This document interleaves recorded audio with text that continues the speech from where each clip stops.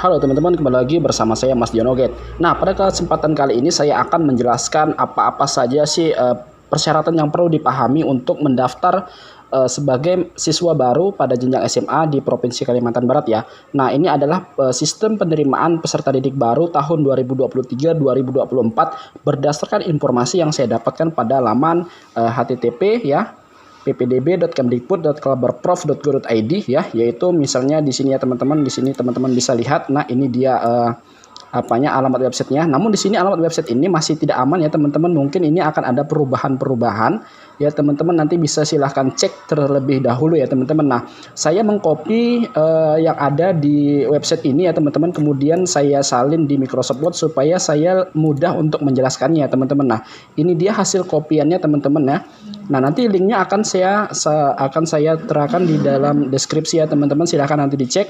Nah, di sini yang pertama untuk jenjang SMA ya teman-teman. Nah, dan saya akan hanya membahas untuk jenjang SMA. Untuk jenjang SMK mungkin di video lain kesempatan akan saya bahas ya teman-teman. Nah, untuk jalur pertama yang jenjang SMA itu ada jalur zonasi ya teman-teman. Di sini ada dua syarat utama ya. Yang pertama itu harus mempunyai kartu keluarga yang berumur minimal 1 tahun ya. Itu per tanggal 26 Juni 2023 ya teman-teman. Jadi kartu keluarga yang belum berumur 1 tahun pada per 26 Juni 2023 itu berarti ya tidak memenuhi syarat ya teman-teman untuk mengikuti jalur zonasi ya teman-teman. Nah, maka Anda bisa memilih jalur prestasi nilai raport ya teman-teman, maka ini otomatis diarahkan. Kemudian harus mempunyai SKL ya teman-teman, surat keterangan lulus dari SMP-nya ya teman-teman. Nah, pastikan syarat-syarat ini bagi teman-teman yang ingin memilih jalur zonasi untuk tahun ini ya teman-teman, silahkan persiapkan dua ini dulu ya. Yang pertama KK, kemudian SKL. Nah, ini dia. Kemudian untuk jalur prestasi nilai raport syaratnya mudah teman-teman, yaitu hanya nilai raport pengetahuan semester 1 sampai dengan semester 5 ya teman-teman ya. Itu untuk 4 mata pelajaran ya. Ada 5 teman-teman, mohon maaf. Ada 5 mata pelajaran. Yang pertama IPA, IPS, bahasa Inggris, bahasa Indonesia dan matematika ya teman-teman.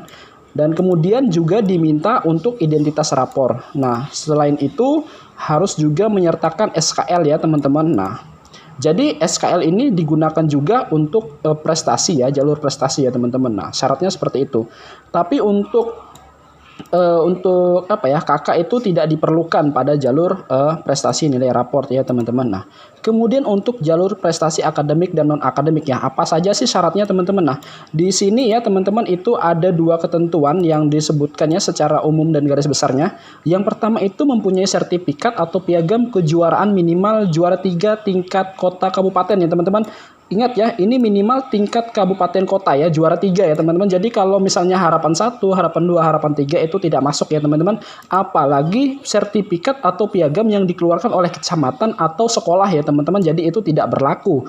Yang berlaku itu minimal tingkat kabupaten atau kota ya teman-teman. Nah, untuk kejuaraan yang diselenggarakan pemerintah atau lembaga yang diakui pemerintah. Nah, jadi teman-teman, apabila kejuaraan tersebut bukan diselenggarakan oleh pemerintah atau lembaga yang diakui oleh pemerintah, maka itu dianggap tidak sah ya teman-teman. Nah, ingat intinya adalah minimal juara 3 tingkat kabupaten kota dan ya diselenggarakan oleh pemerintah atau lembaga yang diakui oleh pemerintah. Dan juga ini syaratnya harus melampirkan SKL ya teman-teman. Kemudian untuk jalur afirmasi. Nah, di jalur afirmasi ini ada 4 syarat ya yang perlu diperhatikan. Ini mungkin saya enter dulu ya biar supaya lebih enak lihatnya. Nah, seperti ini ya.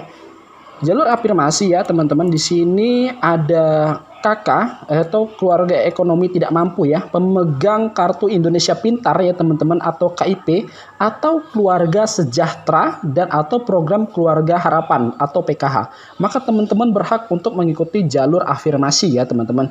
Kemudian teman-teman kartu keluarga juga yang berumur minimal 1 tahun per tanggal 19 Juni ya.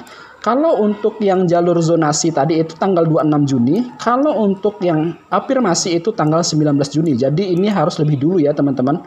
Kemudian memiliki SKL juga ya, SKL atau surat keterangan lulusnya teman-teman. Nah, kemudian bagi penyandang disabilitas wajib menyertakan surat keterangan disabilitas dari rumah sakit. Nah, ini wajib ya teman-teman, surat keterangan disabilitas dari rumah sakit ya.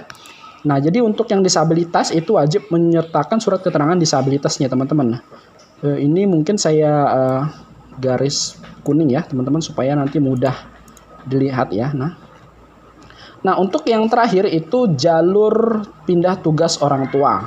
Nah, ini kadang-kadang jalur yang memang agak kurang diminati karena memang yang paling kurang di antara yang lain, tapi ada ya teman-teman. Nah, jalur perpindahan tugas orang tua dan anak tenaga pendidik atau tenaga kependidikan. Syaratnya itu ada 3 ya. Yang di sini itu surat keterangan, surat tugas orang tua dari instansi terkait dengan umur surat maksimal 3 tahun setelah diterbitkan. Artinya kalau lebih dari 3 tahun, artinya kalau surat ini lebih dari 3 tahun maka otomatis surat itu sudah tidak berlaku ya teman-teman, maka harus membuat surat yang baru ya. Kemudian bagi anak tenaga pendidik atau tenaga kependidikan hanya boleh memilih sekolah di tempat orang tuanya bekerja ya. Jadi anak guru atau anak kepala sekolah gitu ya hanya boleh melamar memilih sekolah di tempat orang tuanya bekerja. Jadi tidak boleh memilih di sekolah lain apabila dia menggunakan jalur pindah tugas orang tua ya. Nah, ya teman-teman, jadi harap dipahami ya teman-teman. Kemudian melampirkan juga SKL ya, surat keterangan lulus ya teman-teman. Nah, mungkin untuk video kali ini sampai di sini dulu penjelasannya ya teman-teman. Apabila ada hal-hal yang masih kurang jelas silahkan teman-teman tanyakan di kolom komentar atau bisa juga japri ke saya. Terima kasih, sekian dulu videonya. Assalamualaikum warahmatullahi wabarakatuh.